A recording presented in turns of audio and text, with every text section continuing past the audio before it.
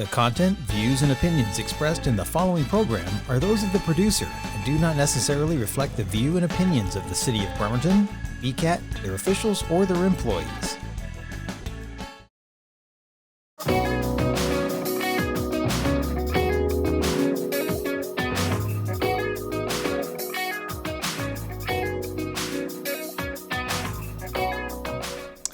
Hello and welcome to Leadership Kitsap Alumni Spotlight, where both the host and guest are alumni of our 10-month leadership development course.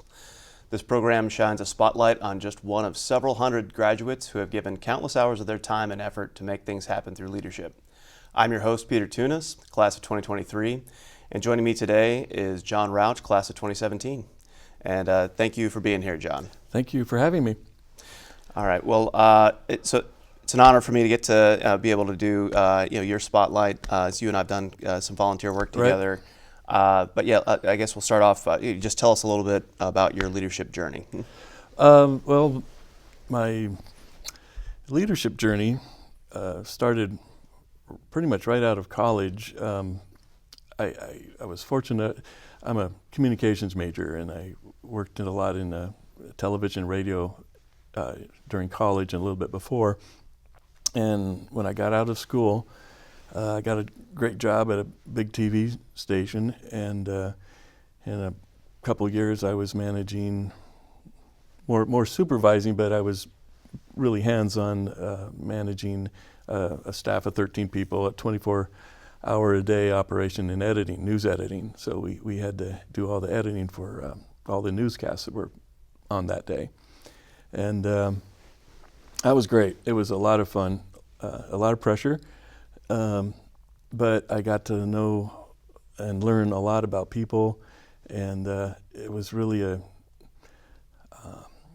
it was fun, not experimenting, but finessing a staff of people where had different strengths and abilities, and you could, like, when you were looking for new people, you could pick and choose how to fill the gaps within your group to make not make everybody all the same, but to really elevate the people who were good at one thing and let them just explode and blossom, and then bring other people up into spots that your group didn't necessarily have the strengths in. Kind of like for me, I'm not really good at math, so I could spend 2 years learning math. I can relate to that. I'm only going to get this much better, but if you gave me 2 years to get good at writing, I'd be like up here. So why not, take my strengths and enhance those, bring in somebody who's good at math and let them grow. And that was, I did that for 8 years, and it was just a blast, really fun. And where was that at? I was at Cairo TV. Okay. In Seattle. Cool. And then we're here at BCAT today. Like, it seems like you have some relationship with BCAT. Like, what was that? Yeah. So if you break my career up into thirds, it was the last third. I was here just under 20 years, and I worked, did everything. At some point, I did, I did like some of the engineering, a lot of photography, editing. And then at the end, I was managing the place.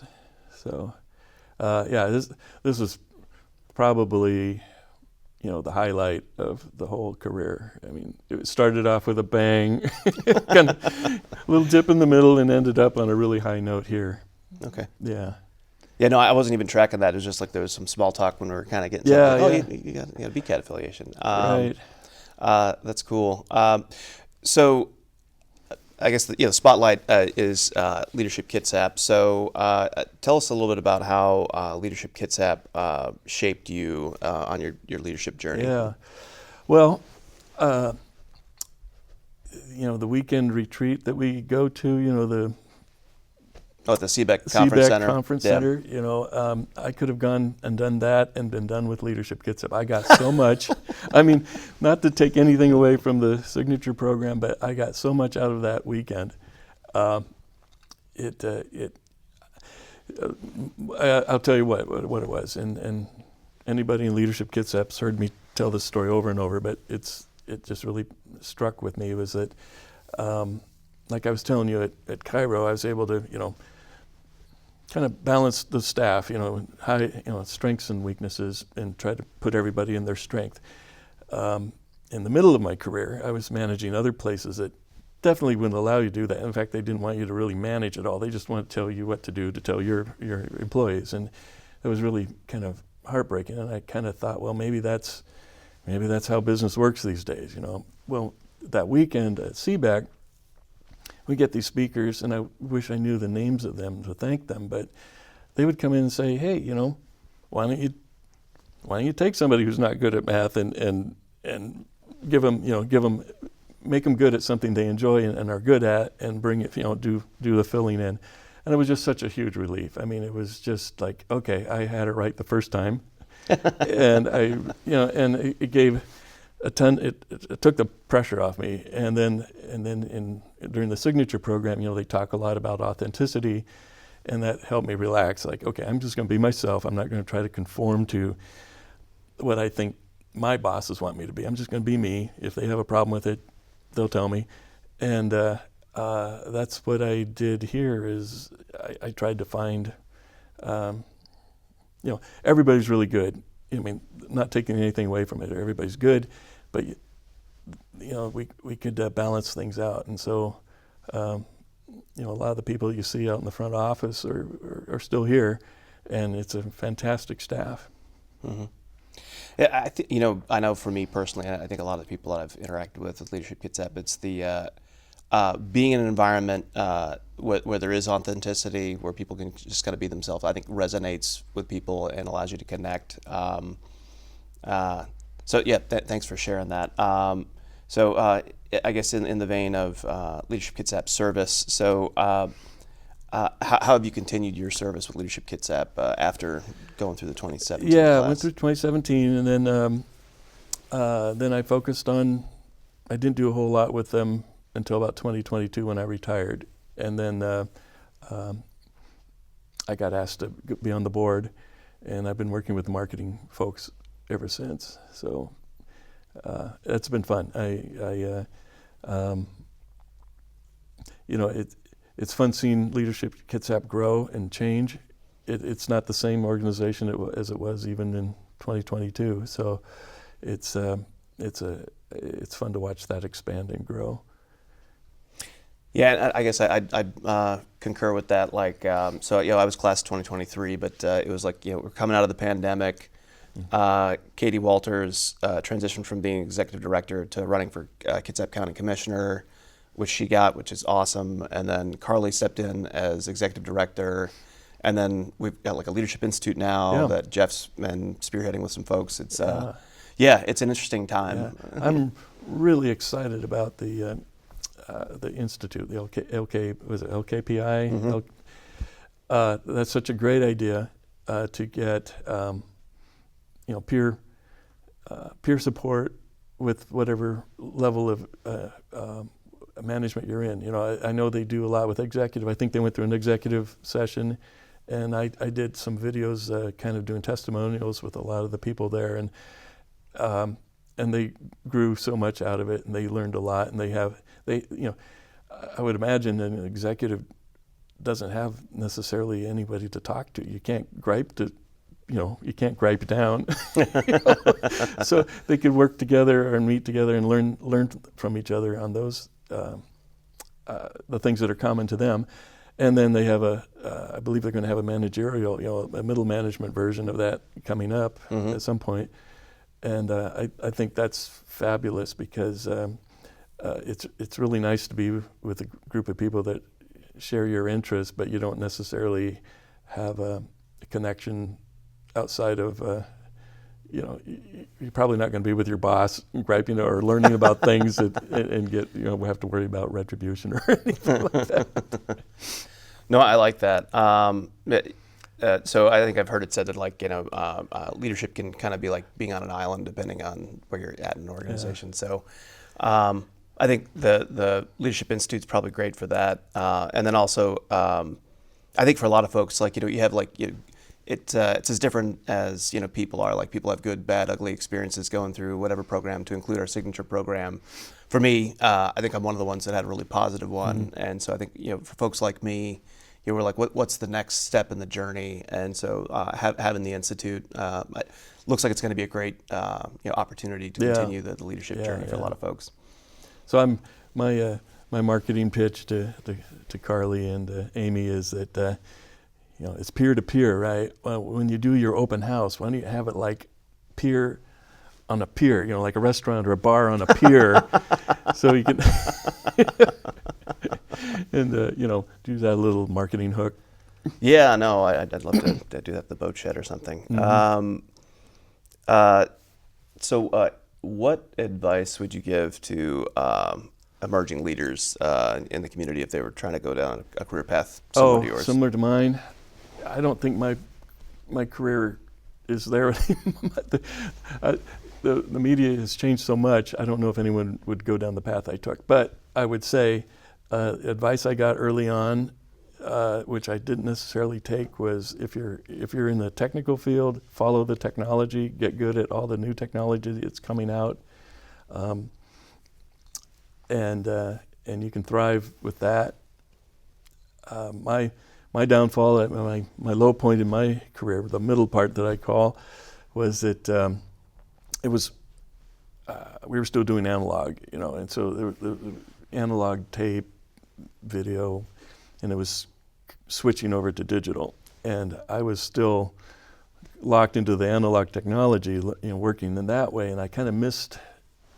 I didn't forecast my career very well, and so when it switched over to digital, I had just been laid off, and I had no more skills to sell myself to, nonlinear editing or videography or anything.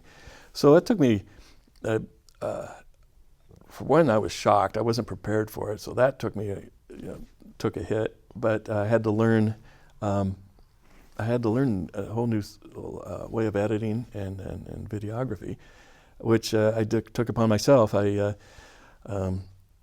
is back in the days when you didn't have video on your computer very much. You had to buy like a big system to do that, and but I was able to find bits and pieces of I was at a used video store, and this guy had sold bits and pieces of an editing software and hardware in exchange for something else.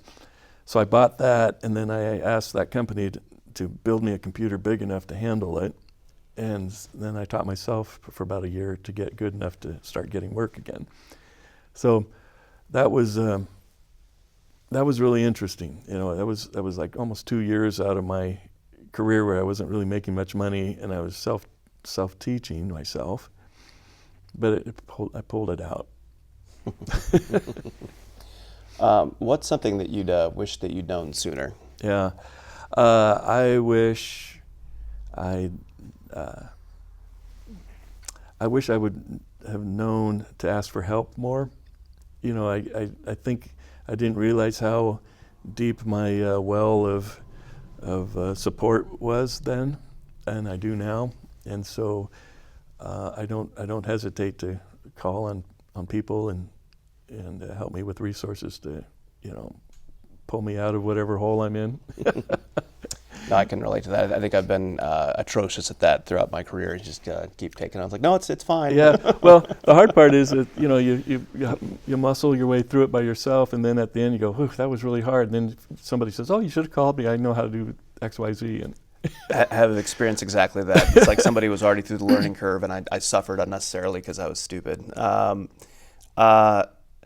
So I think you had what's a project or achievement that you'd like to talk about? Well, this just occurred to me this morning when I was driving in.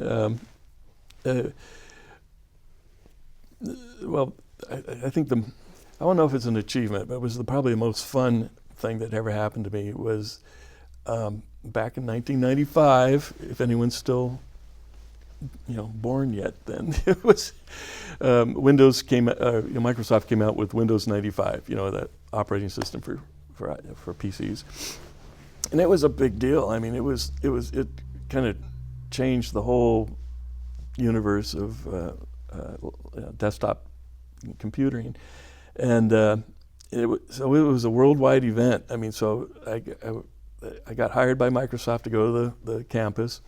and I was an editor amongst hundreds of editors. There was and so all these people from around the world, all these reporters and journalists would come, and they would watch Bill Gates present this huge new product, and so the thing was that these people had to get the news on that night, and so I worked with people from Spain, Iceland, South Africa, and all these different countries around the world, and none of us, for the most part, none of us spoke the same language. So it would be like a lot of pointing, and you're still under a time deadline to edit a news story for them, and then they would have to run it across the little parking lot and send it back to their station via satellite. It wasn't a streaming or download kind of thing, and it was just so much fun. I mean, to see the whole world of television news and media working together, and basically everybody knew we all had our strong points again, but we would use hand signals to communicate, and we still got the same thing done. The Iceland one was I had no idea what the guy was saying, and so he would just point to a scene, and I'd edit it, and then we'd roll the tape and point to another one. So finally we'd edit these pictures, and then he had me roll it back, and then I pushed the record button for audio, and he would just read. He would just watch the pictures that we edited and read, and that was the end of the story. We got it done in like 20 minutes, which is insanely fast at the time. And then he'd run it off and send it to Iceland on the satellite truck. I mean, that's really laser focused as an interest, but it was so much fun. It was such a good experience for me to realize that, as different as so many cultures are, there's industry standards that are the same. Oh, that's cool. And so Windows 95, was that the operating system that had Clippy, or was Clippy after that? I think Clippy was after that. But it was the beginning. I have a memory of an older boss in the Marine Corps, like back in like 2014, 15. Yeah. He's like, it all went to heck when the little paperclip guy went away. That was paralegal helping him with everything. That's funny. So I think you might have already covered it a little bit. But one of the leadership themes for the positive leadership curriculum is resilience, and so I think you've got some stuff in your life that can kind of speak to your life. Kind of can knock you down sometimes, and you get back up. Could you talk a little bit about that? I think you did a little bit already. Yeah. Resilience is that's something where I think you need to be ready for it, and I think in my life I had a pretty easy life up to certain points, and so in hindsight I kind of wish I had a little harder life to become more resilient. So when the big stuff happens, you're ready for it. But I think to be resilient, you need support. You have to have friends and family around to support you. Your mental health is important. You need to get a handle of that, and then really kind of take a step back and not feel sorry for yourself, but find the resources that you need to move forward. And you need a goal. You need a goal to shoot for, and in my case, I just needed to toughen up, in a hurry, and make it happen. I had a family and wasn't making a lot of money, and I needed to do it, and I didn't want to, I didn't want to just give up and work at a retail place, and I wanted to stick in the career I was in. Mm-hmm. So, but yeah, I say look, draw from that well. And sorry if it's a little bit redundant, but could you talk about that period a little bit more? It sounded like you're switching from analog to digital. Well, what had happened was I was, like I said, I was at Cairo for a long time, and I just didn't see myself growing much more into that position. 13 years was a long time, and there was nowhere really for me to go. And so I was probably a little cocky and thinking that, I can just fit in anywhere. And so I moved on to a different company. It was much smaller. It was closer to home, and And had I done my due diligence, I would have realized they were struggling. And so the cool new equipment that I was looking forward to learning to use never materialized. And also the paycheck went away. I mean, they went under. And so that was a big, huge shock. I mean, part of me, I feel really dumb. I didn't see that coming. I should have. And I wasn't prepared. I didn't have, I had no contacts in the business that had the equipment that I needed to learn to keep working. And I didn't, I wasn't mentally prepared to lose everything. I put all my eggs in one basket, and I didn't prepare for the worst. So it took me a while to kind of get over myself and kind of keep adding to the ladder to get out.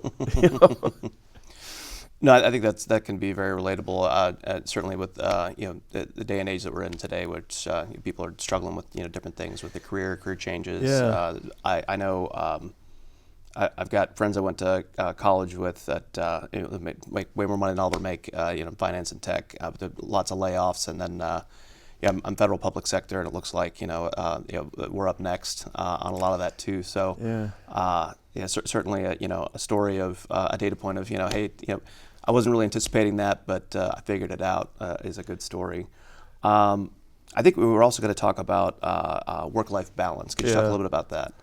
Yeah, I wish I was better at that. I don't think I was a type of person that get there early and stay late, and I never really quite figured out the 50-50 work-life balance, if that's the case. And I think what eventually I learned was that maybe your balance shifts at times. Maybe sometimes it needs to be 70-30. Maybe you need to be at work more, but you got to throttle that back and do 70-30 for your family as well at some point. Yeah. So trying to make a consistent 50-50 balance or whatever the balance is you're shooting for, it may not be possible. Things change. I know, like in a lot of the work I did, that some of the companies I worked for, they never let you actually finish a project you're working on. It was always, okay, it's good enough, let's move on to the next thing. And so there was never an end, and so you're always under pressure, and you weren't happy at home because you're thinking about work all the time. And so as I'm retired now, that's my goal. Is I'm putting all the effort into being retired, getting to know my family better again, and focusing on them. They're the priority, and nurturing myself as well. No, it's important. I feel fortunate. So I've got a couple of kids, but at like kind of key pivotal points in time, the leaders that I had in charge of me at the time were also family people, and so they were kind of like cognizant of like, no, you want to do all these great things with your career, but like when your kids are really little, it's like you're not going to be little forever. Yeah, so balance that out a little bit.